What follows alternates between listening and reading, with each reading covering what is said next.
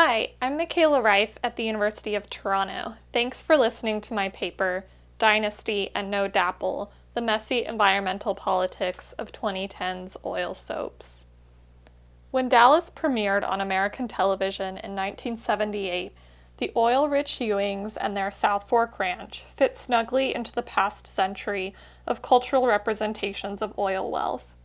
The nighttime soap opera struck a balance between oil business intrigue and the personal drama it instigated, and proved immensely popular, 300 million viewers in 57 countries, and inspired spin-offs and imitators, notably Dynasty, which ran from 1981 to 1989. Oil scholars have positioned Dallas in its historical context, when scheming Texas oil man J.R. Ewing emerged with his cowboy hat and Texas swagger in a world where oil production and control had very visibly moved out of the United States. As Karen R. Merrill notes, Ewing represented a certain kind of Western power, while Dallas mined contemporary events for plot, including J.R.'s foreign oil leases and unnamed Asian countries nationalizing their oil reserves. As Dallas continued, it made sense that J.R. Ewing was one of the most popular characters of the decade that also saw a Western actor and a Texas oil man become presidents. When J.R. Ewing returned to television in 2012, the U.S. was in new oil wars. Scholars have analyzed the ways that Paul Thomas Anderson's There Will Be Blood functioned in relationship to George W. Bush's wars. Historians Robert Lifset and Brian C. Black argue that what they call petroleum cinema is, quote, one of the primary ways American consumers have expressed and formed their relationship with oil as a crucial commodity. Inspired by that analysis, this talk turns to petroleum television.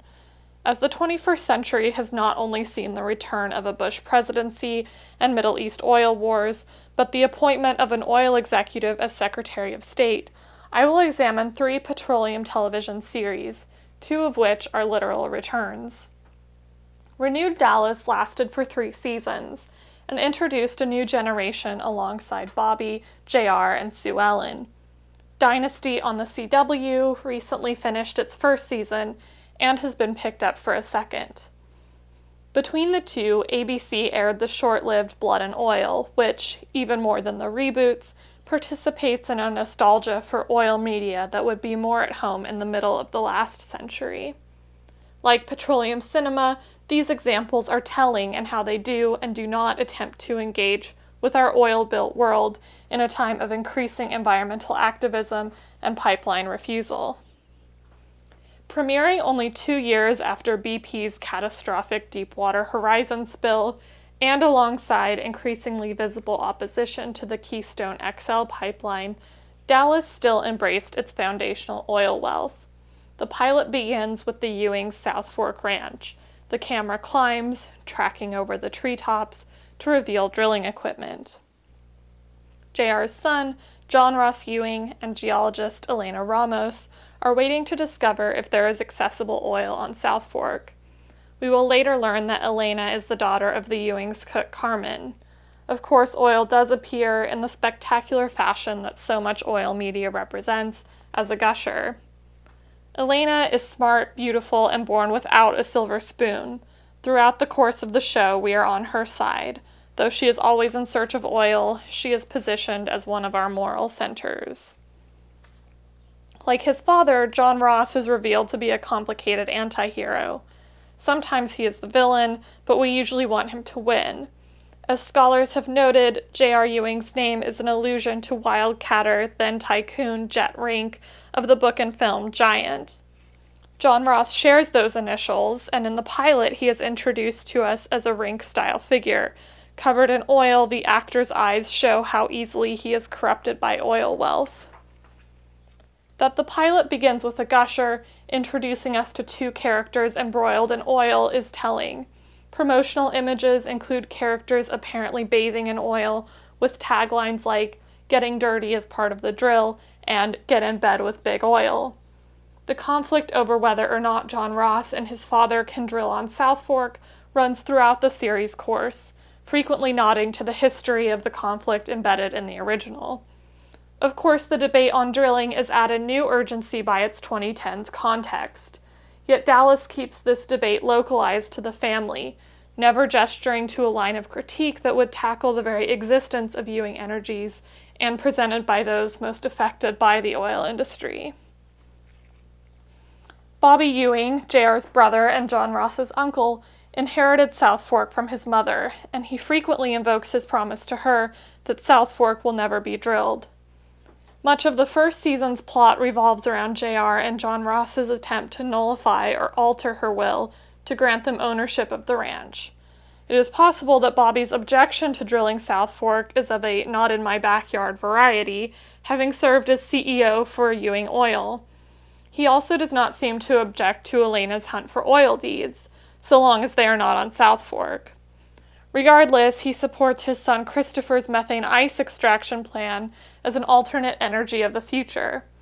In the pilot, Bobby is attempting to sell South Fork to a private land conservancy as a means of both protecting it and funding Christopher's company, which is presented as a sleek, future-oriented enterprise, the antithesis of John Ross's nostalgic Western oil dreams. Like the original Dallas, the new series pulled from current events as plot fodder. The alternate energy plotline, Christopher's pursuit of methane hydrate mining in the East China Sea, mirrors JR's oil plotlines from the 1980s, where the usually undefined East served as an exotic and unpredictable extractive site. In reality, methane hydrates are incredibly energy-intensive to access, and threaten to release methane gas into the atmosphere if not captured properly. In the world of Dallas, Christopher learns that his operations have caused a fatal earthquake. Later, Elena will use technology developed for oil drilling to help Christopher engineer a safer means for accessing methane hydrates. Renewed Dallas leverages contemporary climate knowledge to support Christopher's place on the moral high ground. Yet his search for alternative energies still participates in the same kind of frontier rush, danger, and catastrophe tropes that accompanied oil stories, allowing it to be used somewhat interchangeably with oil-specific plot lines. Despite this 21st century update to the Dallas formula, the series retains the tropes and recognizable characters of many 20th century oil stories. Of course, there's JR as the oil tycoon, one of the paradigmatic figures of that type. Wily, always a step ahead. When actor Larry Hagman died during the second season, JR's death was spun into his own complicated plan that ultimately protected the Ewing family from their rivals. JR's fraught relationship with his son also fits into a long-standing oil story trope, where he oscillates between easily disappointed mentor and foil for the son to agitate against. Sometimes John Ross fulfills another trope of the upstart, but often this trope is inhabited by Elena, the outsider whose education and drive makes her the sympathetic hero. The ultimate plot point that appears over and over in Dallas through the entire course of its run is the corrupting influence of oil wealth. Like Jet rank before them, oil can make these men fabulously wealthy, but it also makes them ruin their relationships and their familial obligations. As geographer Michael Watts and others have identified, oil money seems both alchemical and toxic. It is alluring and corrupting. ABC's 2015 offering Blood and Oil directly lifted these tropes, particularly the idea that oil was corrupting. But where Dallas gestures to our oil-built climate crisis, Blood and Oil's strategy was to eschew environmental critique altogether. Though not a reboot, Blood and Oil participates most explicitly in 20th century oil story nostalgia. In doing so, they rely on a cultural shorthand to do narrative work and to set stakes. One promotional image literally labeled characters with their trope. Hap Briggs fills the J.R. Ewing role, constantly double-crossing and having affairs. He is nevertheless supported by his scheming wife Carla. Always disappointed by his son Wick, the two men brawl in an oil slick at the close of the pilot episode. The aptly named Billy and Cody Lefevre, meanwhile, are described as working-class newlyweds, trying to make money by opening a laundromat in a boomtown. In the pilot, their dreams are crushed when their washing machines are destroyed. Billy is quickly infected with an oil dream, his schemes constantly putting him at odds with Hap as a rival, and increasingly his wife as she questions his morality. Set in the North Dakota oil boom, by the time of its premiere in September of 2015, the boom was already a bust. This lag is partially explained by the fact that ABC originally bought the script in September of 2011, then called The Bakken. In the intervening years, it would also be called Boom and simply Oil, but Blood and Oil remained explicit in its setting, though it invented the town of Rock Springs and filmed in Utah. In the fourth episode, Billy has made a bit of money by getting a plot of land that Hap needs. In return, he is able to buy in on another play. All of the characters gather to witness the oil come in again as a gusher. Cody's participation and joy at the gusher demonstrate the degree to which no character is opposed to oil. Literally defined as the idealist, Cody has no problem with oil speculation, only the effect it has on her husband's morality. The series was initially conceived to have Lacey, Hap's daughter, serve as an environmentalist foil to the oil industry. As aired, Lacey's only problem is with her stepmother. The overarching plot of the 10-episode series is the rush to drill the untapped reserve under the fictional Black Elk Reservation, pitting Hap and Billy against each other again. But aside from the occasional character mentioning that they don't have access to the reservation or that the land is sacred, the series does not address the idea that perhaps these characters should not access this oil. Rather, this is treated as a problem to dispense with, and as Carla states, with their slant drilling, the reservation remains pristine. As the series rushes to conclusion and to tie up its loose ends, Hap and his ex-wife, who is funding Billy's play, must pitch to Chief Elaine Whitecloud. They set up a dichotomy between themselves as local businesses who care about the land and outsiders who will come in and destroy it. Ultimately, through a few more plot manipulations, the two teams join forces and are granted the permits without a hint of dissension. In the midst of Blood and Oil's short-lived run, the Obama administration rejected the Keystone XL pipeline, which would carry Bakken oil. Oil prices and production in North Dakota had already begun to plummet in fall of 2014, a year before Blood and Oil aired. Yet it ended with a loving shot of Hap and Carla gazing out at a snow-crusted field of derricks and flare stacks. Billy and Cody have reconciled, agreeing to leave North Dakota, though Billy will continue to manage his oil plays from afar. The problem is not oil itself, but the way its money can corrupt. Dynasty, both in its original form and in its current form on the CW, has a different relationship to oil as the foundation of wealth. And yet, in the character of Blake Carrington, it also relies on many of the tropes previously discussed. Where Ewing and Briggs embrace the Western oil man trope, Carrington is slick, modern, and wealthy. He doesn't seem like the cowboy hat type. As a 2011 Slate article explained, the degree to which Dynasty sublimated its oil plots was not a given. The original series, set in Denver, a booming oil city in 1981, began as deeply invested in petroleum stories. Middle-class geologist Matthew Blaisdell was wildcatting against his boss, the tycoon Blake Carrington. Carrington's daughter Fallon was a stifled modern woman who longed to be taken seriously in business and praised big oil to suitors. But as series co-creator Esther Shapiro has explained, quote, all the audience wanted was to be in the mansion. They couldn't care less about the oil fields.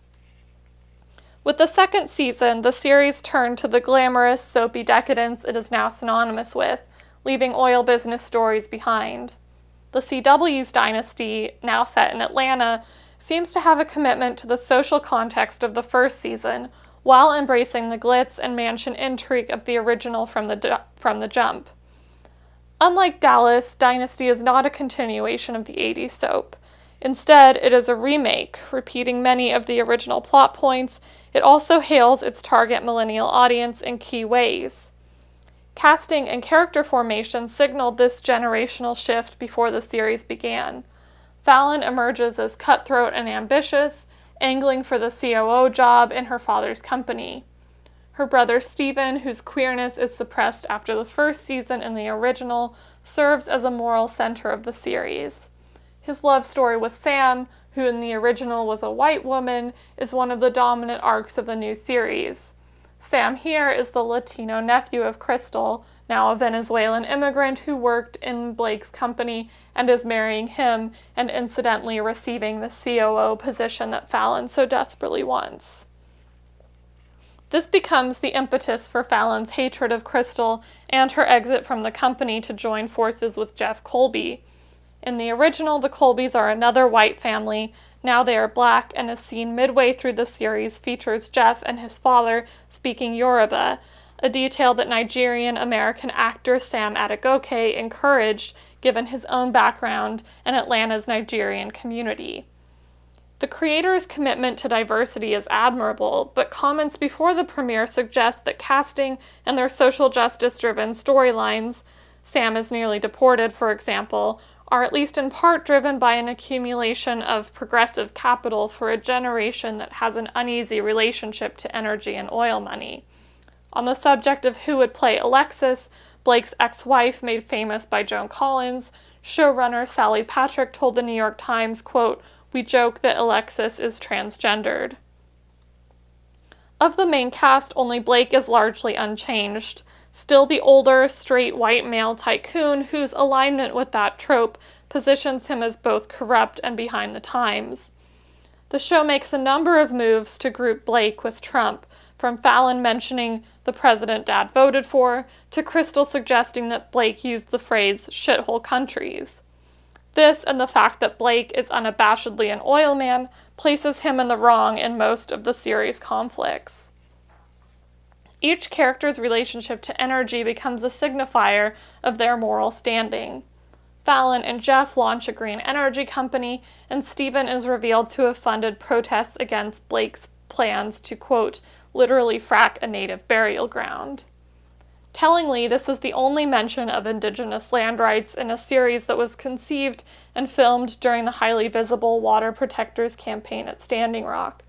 Extraction and its consequences largely stays buried in Dynasty's plot, present only in glimpses of a fledgling green energy company or Crystal's entanglements with corrupt Venezuelan oil cartels. Early on in the series, when I proposed this paper, I suspected that Dynasty would continue to dance around its energy politics. For a series that aims to be more socially conscious, it seemed hamstrung by the foundational facts of its oil money. In the premiere, we are introduced to Fallon as the narrator. She positions her family and their money in a lineage of dynasties. We even see the Trumps on the screen. Stock footage of power plants and oil derricks plays as we learn that their business is literally power. But Fallon quickly pivots, making this a soft indictment of the viewers. The Carringtons might be oil-rich, but our demand allows for their wealth. In this move, we are joined to the Carringtons' ambitions, prevented from judging them on our own moral high ground. Fallon is our way into this world, a corporate ladder-climbing businesswoman, but Stephen will often call out her ruthlessness and decadence. These moments of critique make it easier to delight in her excess. Though a soap opera, the most surprising twist came when the Carringtons' chauffeur and Fallon's ex, Michael Culhane's father, is revealed to be dying from leukemia, that the doctors say is linked to environmental factors. Upon visiting the hospital, Crystal is struck by the fact that his family lived in Clark County. This triggers a falling out between Crystal and Blake, as she attempts to expose the fact that it was Carrington's power plants that contributed to the cancer rate. Crystal and Fallon will ultimately team up in an attempt to oust Blake and turn Carrington Atlantic into a green energy company. Of course, the phrases environmental racism or environmental injustice are never spoken, and the impetus for change comes from Fallon's love for Michael, not from the wider citizenry of an afflicted Clark County. But the engagement with the toxic realities of the main character's energy company remains surprising for a largely escapist show. This is part of the trouble with Dynasty. It wants to be glossy escapism, but to remain grounded in reality. In the course of the first season, Dynasty foregrounds difficult topics, but ultimately subsumes them into the soap opera. Of course, this isn't so surprising, but perhaps the most interesting thing about Dynasty is that it reveals the status of oil wealth as a symbol for the CW's target young demographic, as an ultimately evil thing.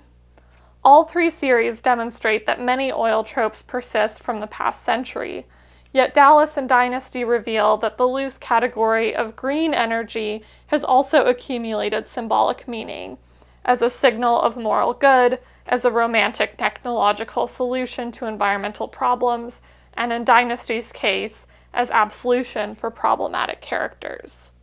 Thank you.